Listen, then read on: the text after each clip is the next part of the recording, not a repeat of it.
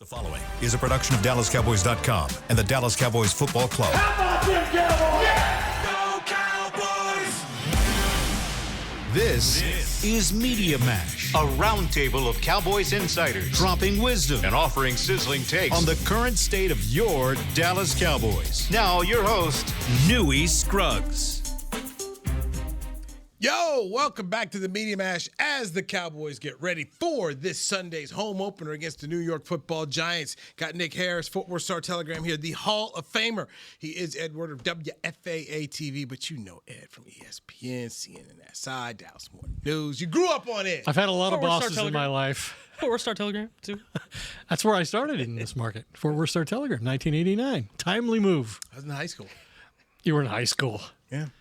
See, I was getting close to Jerry and Jimmy and Troy, and you were wasting your time in high school. My mother was a sophomore in high school. This is getting bad. And you know now Ed helped Netflix write the show. Like, no, guys, no, you hired Ed as a consultant. This is not how it happened. This is not how it happened. Let me help you understand this. There, so, yeah, there we go. So, Ed, you've covered this team a long time. That's what you seem to be suggesting, yes. Yes. If that was the takeaway from the audience, I'd be very appreciative of that. But I want give the audience your opinion, because we talked about it. Nick and I talked yesterday. So your opinion of the Week 1 loss, because we talked about moral victories and that kind of thing. But for you, having watched this team, for a long, long time, how did you see that Week 1 loss, 24-20 against Philadelphia when they had the ball with 3 minutes to go and couldn't close the show? I think when you give yourself a chance to win in that circumstance at Philadelphia on an important night for them celebrating last year's Super Bowl victory, you're physical with that team in the way that Brian Schottenheimer said would be one of the characteristics of this team. I thought they acquitted themselves well. And if their best players make plays they routinely make, they probably win the game. But they didn't. CeeDee Lamb didn't. Jake Ferguson didn't. Miles Sanders didn't. And all too often members of the defense couldn't do it on third down against Jalen Hurts. And, Nick, one of the things I talked about, it was in the other podcast I did. The Cowboys, when Jimmy had them going, they won those kind of games. And when Belichick's Patriots are rolling, and Bill Walsh's 49ers, and even the Kansas City Chiefs now at Mahomes, they find ways to win those games. And for too long in the last 15 years, Ed, what we saw in Game 1 has been what the Cowboys do. They're close, and then afterwards, let's talk about, well, that was good. We correct this, and we were right there. It's like, no, do or do not. There is no try. But is it fair to hold them to the same expectations you have of the greatest in the game, like that you just talked about? Right. Because we're talking about teams of decades. Yes. Brian Schottenheimer's coaching his first game. Matt Eberflus calling plays on defense for the first time with this group. So I'm not sure that's entirely fair, but they did have a chance to win. They did play the way Schottenheimer told us they were going to play. They were a confident team. They were a physical team. They attacked. They were aggressive. I love the way Schotty called the game myself. And I think one of the things I wanted to see was, can Schottenheimer do all this? He's got two jobs he didn't have last year. He's calling the plays on offense, and he's a head coach for the first time, managing all the game situations. I didn't see one time when they ran down the play clock or had to take a timeout or strategically he didn't know what to do.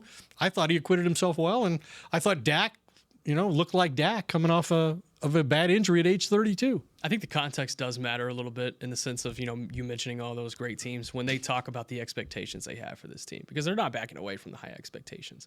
You're not hearing the Carolina Panthers or the you're not hearing the New York Giants talk about Super Bowl expectations right now, because they have some steps and levels to get to. And, when this team talks about Super Bowl expectations, it seems genuine. It doesn't seem like smoke up the butt. I think it's very genuine. So when you have those type of expectations, yeah, you got to win those type of games. And they didn't do that. It's the first of 17, though. It is the first of 17. I agree. I agree with you. The great thing about asking the question, and so I'm glad I asked that. Okay, it's a great perspective to kind of come another viewpoint to say, hey, look, it's just one. If you come with that same effort, you like to think you get it at home against the Giants. But at some point in time, they've got to win those things. And that's what Jimmy did. And I know it happened that Super Bowl year where it was Washington 23-10, that opening game at Texas Stadium on Monday Night Football. It's like at some point in time, when you think it's going to happen, you're like, oh, no, it's not going to happen. We're not going to give it away. We're going to get through. And that, at some point, you got to have that moment. And It was right there. And I guess for me, it was right there for them. It was right there. And if they win that. And their best player failed them. CeeDee Lamb failed in a situation he doesn't ordinarily fail in. Yeah. To put it on one guy. No, but it's legitimate. I mean, I said after the show, it was Sanders and this was Lamb. Yep. Okay. This was about the plays they did not make.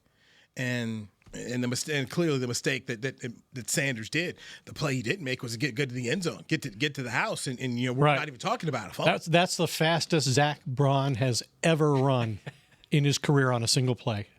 And he caught Miles Sanders, and then Ferguson drops the ball in the end zone, and then the next play is the only turnover of the game. Maybe there was like static electricity from the lightning on that bald head of his. It was just giving him a little bit more rhythm. Yeah, because that lightning strike came down like two plays later. It was right there, and just for the past 15 years, just feels like that's been the Cowboys right there, not getting it done. But speaking of this week, it's another division game here. Dak Prescott is fantastic against the Giants. Everybody's fantastic against the Giants. They were 3-14 last year. You're right. Joe, and for some reason, Joe Shane does not catch the hell that Nico Harrison gets, but he should, because Daniel Jones goes up to Indianapolis. It looked like, in the Unitas Manning Luck lineage. Had a historic game where they scored on every possession. My God. Not to mention giving away Saquon Barkley to a division rival for nothing in return. Watching him win a Super Bowl. Watching him have 2,000 yards rushing. Right. Yeah. I mean, that's what I said. For all the grief we give Nico Harrison, we know some people give Nico grief here. Man, Joe Shane is the leader in the clubhouse of like, what in the world did you just do here? I'm concerned now about Deron Bland. So corner's got issues there. Nick, what's the latest on that? Yeah, it sounds like Deron Bland, this is going to be a multi-week issue. He's dealing with a sprained foot/ankle. The timetable's a little unclear at the moment. They're going to see how he rehabs through the weekend and check in next week to put more of a firm timetable on it. But for sure going to miss this upcoming Sunday and likely to miss next Sunday's game against the Chicago Bears. And that's kind of where the timeline's up in the air. What do they do in return? Reddy Stewart, the guy that they pulled off. Ready or not, Stewart. Ready or not, he's going to have to throw in there at nickel. And we just talked to him today, and he's had a kind of an interesting couple of years. Undrafted out of Troy in 2024, spent time on the Bears practice squad last season with Matt Eberflus, so he knows the system. He's not coming in totally blind, but he tried to make the team with the Vikings this past training camp. Did not. He was on waivers. Cowboys picked him up, and here he is. He made his team debut on special teams last week. Expected to get the start in the slot on Sunday. The other option is Zion Childress, physical guy undrafted out of Kentucky that they brought in. Initially made the 53-man roster, and then they dropped him to the practice squad a couple of days later. He's going to get elevated regardless for depth, but I'm curious to see if they rotate those guys. I'm not a fan of rotating corners, but we'll see if they rotate those guys, or if Stewart comes out and doesn't play well, do they throw in Childress? But those are going to be the two options for you. And boy, I think the other interesting part of this injury with Bland, and he and Trayvon have hardly played together in the last 2 or 3 years. They both led the league in interceptions. They both got $90 million contracts, and they're never on the field together. How does this affect Trayvon Diggs? Diggs played, 27 snaps last week. They did a great job taking away the 2 wide receivers in the game. Mm-hmm. But Diggs has talked about, hey, I want to kind of slow motion this return. I want to be careful about it. And they're in a position now where really they need him to play every snap. Yeah, he can. And so how they navigate and negotiate that between the coaches and Diggs will be interesting to see on Sunday. That's fascinating. And since 2022, I'm curious if your guys' trivia knowledge here. Since 2022, the Cowboys have played 53 games. How many of those games have they had all 3 starting cornerbacks healthy? I should know this because I'm a Star Telegram subscriber, and I not only read this stat. It hasn't been put in print yet, so you're that's okay. We're online. You put it on social. I'm all over that, man. I did put it on social. I scavenge social, brother. So I should know this. I'm going to say 8. I was going to say 6. 10. Yeah, 10. Okay. Right. But you had 6 in 2022. It's been 4 since 2023. I mean, it's the luck in that cornerback room. They just can't seem to find it. There's some voodoo doll, somebody poking it in that cornerback room. It's bad. But they should be able to get a rush on the Giants based on what we've seen. Like this, to me, defensively is a game you win with your pass rush. If there were a 2-game stretch throughout the season that you would not want to have, or that you would have to pick for one of your corners to be missing, it's this 2-game stretch, in my opinion. It's interesting you said that because I said on the last show, the Players Lounge, this is the week where you need the front to help the back. Mm-hmm. You know, you need guys to get home to do their job. And if the front can get home and if they can stop the New York running game, then the guys in the back will have a little bit easier day. Well, Washington, Dan Quinn, we know the problems he historically has with running games. They shut down the Giants running backs. Russell Wilson led the Giants in rushing last week. They scored 6 points for the third straight opener. They're the first team since the 1940 Lions to be held to 6 points or fewer in 3 consecutive openers. So this is not a dynamic offense. And Russell Wilson was once one of the most dynamic quarterbacks in all of football, a lot like the guy we saw last week, only a better passer. But at 36, he's not that same guy anymore. Old Russ. And, of course, Russ gets to go up against Brian Schottenheimer. They were together in Seattle. And Schotty's taking the high road. But remember how it ended with Russ. Russ wanted Pete gone. Wanted them to hire Sean Payton in Seattle. I mean, Russ was out here trying to run things, and then it was like let Russ cook, and then Shoddy was getting the blame for it here. So, I guess I shouldn't be surprised because that's who Shoddy is. He takes the high road, but I haven't forgotten how Russ. I thought it was interesting though. While he did take the high road, if you look real hard, everything positive he said about Russell, and maybe it's because his time reference is back when he was in Seattle 5 years ago, but Russell was one of the best deep ball throwers in football, and he was one of the most dynamic quarterbacks in the league. It's true. He was. Yeah. But what is he Sunday? To me, he's just like a lot of what we see from the Giants. We don't know. The way this roster is constructed, it's mind-boggling to me. At this point in time, I expect them to have a losing season, and they've got to go ahead and clean house. And unfortunately for Brian Daboll, you're the head coach, and your general manager is not giving you the talents you need. He's going to most likely lose his job because how in the world can you sell tickets to this again? The only way I think they can survive is if they go to Jackson Dart at the right time, and he's successful enough to convince ownership that you don't want to change the system on this guy again. Like that would be a setback for him going into 2026. Look what I did with, Josh Allen early in his career. Yeah. Now that's why he got hired. Jason Garrett. But look what happened. Look what you did with Daniel. And I guess Daniel Jones too, right? They went to the playoffs. Yeah. They won a road game. Yeah. Daboll's first year as a coach of the year. Yes. Yeah. Difficult road game. But I think that's their path to surviving, which quite honestly, I was shocked either one of them survived, let alone both of them after last year. So Daboll could not.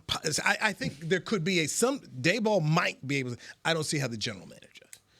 I just don't. There's too many things on tape of him just screwing things up. Like Hard Knocks really did him in dirty. I mean, he did himself in dirty. Let's start there. But Hard Knocks didn't do him any favors last year, and putting that Barkley clip on air. And I mean, those were the decisions that were made behind the scenes. I'm surprised he lasted through that. I mean, if the Colts end up pushing for the playoffs and making it with Daniel Jones, I don't know how Shane makes it, because it'll be clear this guy got around some blocking and a better coach, and he improved. I wouldn't put too much value in what Daniel Jones did against the Dolphins. Let's see what he does against the Broncos this week, because they've got one of the best defenses and the best pass rush in football right now. Coach Soul's going to be all right there in Miami. I got faith in him. I bet they'd like to have Brian Flores back. Man. It's amazing. I've always said, in any sport, it can get worse. People want to make coaching changes. I'm like, it can get worse. It can. You think, we're gonna no, folks, it can get worse, and most times, it usually does. I think one of the hardest things to do in sports is to hire quality people. It's hard. It is a hard thing to do, and then of course there's the issue of just how much time do you give people. I was back in North Carolina last week, and I always joke with these Duke fans, like, I'm old enough to remember when you all wanted to fire Mike Krzyzewski. Mm-hmm. When he was getting beat by 40 by Ralph Sampson and Terry Holland. And everybody was like, get this guy out of here who didn't win anything in Army. He's no good. We would never see a Mike Krzyzewski today. It would never happen. It can't happen in sports because everybody wants an instantaneous winner and everything that goes with it. Nobody allows people to do anything. But to me, it's we'll never see another Jason Garrett. Promise. I'll say this: Billy Napier at Florida just continues to overstay his welcome. Let me tell you. So Sunbelt Billy, he is just rolling in the SEC these days. This is just my I said this is my opinion on that. Yeah. Because of the House settlement in college sports, people got to keep jobs because they weren't sure. Like, how much money do we have to have set aside for these athletes? Now that everybody knows, like, okay, here's your floor, $20.5 million, we'll see some firings this year. Mm-hmm. This year is gonna be a whole bunch of folks moving around. So yeah. Good luck, Billy. Good luck. You can't lose to South Florida at all. At home. Cannot lose to South Florida at all. That's who the Cowboys are playing Sunday, the NFL equivalent of South Florida. Don't get beat by Florida. You can't fall 0-2. I mean, I look at the Cowboys, and we'll take a break here, but the next 2 weeks are games they must win. You're getting the Giants. You're going to Chicago right before you get Micah Parsons and the Packers. You need to be 2-1 going into that Sunday night football game. The back end of their schedule is so ridiculously difficult. They have to win early. Exactly. And when we come back, Ed, let's just kind of review some of where I think this is the time to make hay for the Dallas Cowboys on their schedule. Let's dive more into the Media Mash with Nick Harris, Ed Werder. I'm Newy Scruggs. This is DallasCowboys.com. How about them Cowboys? Or how about them Tyson Cowboys Nuggets? As we cheer for the stars on the field, we love that we've also got some stars on our plate, thanks to Tyson brand star-shaped Cowboys Nuggets. That, along with all our other favorite Tyson Foods products, sure make game day special. Score some delicious Tyson Cowboys Nuggets and become a game day star, just like our Cowboys. As you enjoy your stars on and off the plate, remember, tailgates and game day have always been Tyson. Cowboys fans, when it comes to navigating the ever-changing world of tax, your business needs a partner it can trust to tackle even your biggest tax challenges. Ryan is the largest firm in the world dedicated exclusively to business taxes. Our team of tax professionals has local expertise in all areas of tax and can help you uncover savings opportunities you didn't know you had. Learn more about how Ryan can improve your overall corporate tax performance by visiting Ryan.com. Ryan, the official tax partner of the Dallas Cowboys. Look, school's starting and I'm just a kid. And let's be honest, I'm not going to shop for myself. But we can get up to 40% off back-to-school essentials on Uber Eats. Did I mention I need poster board for my science fair, lunch for my field trip, and unlined note cards for my history quiz tomorrow? Or were they lined? Anyway, Uber Eats has all the back-to-school stuff on there. So come on, let's order now on Uber Eats and get up to 40% off. We're cool, right? Cool. Not literally everything. Promotion ends 9/16 and is subject to change or cancellation. Exclusions may apply. Check app for availability. Hey, Cowboy fans. Keith Davis here, former Cowboys safety. Keith Davis into the end zone. You know what separates champions from the rest? Making the right move at the right moment. With blockchain.com, that's never been easier. The Cowboys became America's team by striking bold when it mattered most. Now it's your turn. Invest like your icons with blockchain.com. Visit blockchain.com/Cowboys today to get started and learn more. That's blockchain.com/Cowboys. Back to Media Mash. Tostitos team bags are back. You can get the official chip of the Dallas Cowboys at your local store, available for a limited time only. Scan the QR code or visit FritoLayExperiences.com for a chance to win epic experiences all season long. One lucky Cowboys fan will win an epic game day experience and get to be a part of the Cowboys Thanksgiving Day traditions, courtesy of Tostitos. You're in the Media Mash here. We got Ed Werder. We've got Nick Harris. I'm Newy Scruggs. The Cowboys have won 8 straight over the New York Giants and 15 of the last 16. Dak Prescott owns a 13-game winning streak against the Giants. Talk about, what was Brad saying? Walking the dog. Well, it ain't walking the dog and just winning this thing. This is good. Brian Schottenheimer should get his first win as head coach. He better, because in the last 5 years, 8 teams have started their seasons by playing their first 2 weeks against divisional rivals, as the Cowboys are doing against the Eagles and the Giants. Of the 8 teams that went 0-2, none of them made the playoffs. No. Oh, and So this is a playoff game, is what you're saying. You can't call week 2 must win, but it's important. It's about as must win as week 2 gets. if you want to make the playoffs, They better be handing him the game ball and commemorating his first win as an NFL head coach Sunday, or things are going to get really ugly around here. and then I think too about after the Giants game is the Bears game. One, you got Eberflus, who's going to go back as the defensive coordinator of the Cowboys, where he was a head coach last year. But the Bears take on Dan Campbell's Lions. Somebody's going to be 0-2 there, and if you're the Bears and you're 0-2, then staring at 0-3, the Bears are going to give you everything they got going up there. Not necessarily saying they're going to win, but it's going to be a fight. So the Cowboys have to get this game, and you need to follow up the other one with a win if you're trying to get where you're going to go. Because Ed, you talked about the schedule here for the Cowboys, and so after the first month, Eagles, Giants, Bears, Packers. Then you get into November, or October before in the first game of November. Here it is. It's at the Jets, at the Jets, at Carolina, home against the Commanders, on the road against the Broncos, and then a November 3rd home game against Kyler Murray and the Arizona Cardinals before a bye. You've got to make some hay here. I'm doing a WFAA column today on how poorly the Cowboys played against Jalen Hurts when he extended plays and got outside the pocket and created a second play and scored. He had 5 first downs and 2 touchdowns in those situations. Like, Eberflus has got to be able to defend against the running quarterback in this division. Every quarterback in this division, starting quarterback, is an elite running quarterback. In Russell Wilson's case, maybe was an elite running quarterback. And then, like you said, look at the schedule. There were 4 quarterbacks last year who rushed for 600 or more yards. Lamar Jackson, Jaden Daniels, Jalen Hurts, and Kyler Murray. The Cowboys play 4 of them. Mm-hmm. And that doesn't even count Patrick Mahomes, Bo Nix. Who else is on that schedule? Justin Fields. Their whole offense is about the running quarterback in New York. Yeah. If they are not going into that Commanders game in Week 7 4-2, then it's a disappointment. There's no excuse why they should not be able to handle 4 of these upcoming 5 opponents. And I always think about this Monday night game against the Arizona Cardinals. Cowboy fans just think, oh, it's the Cardinals. Like, go check the record. Kyler Murray does not lose at AT&T Stadium.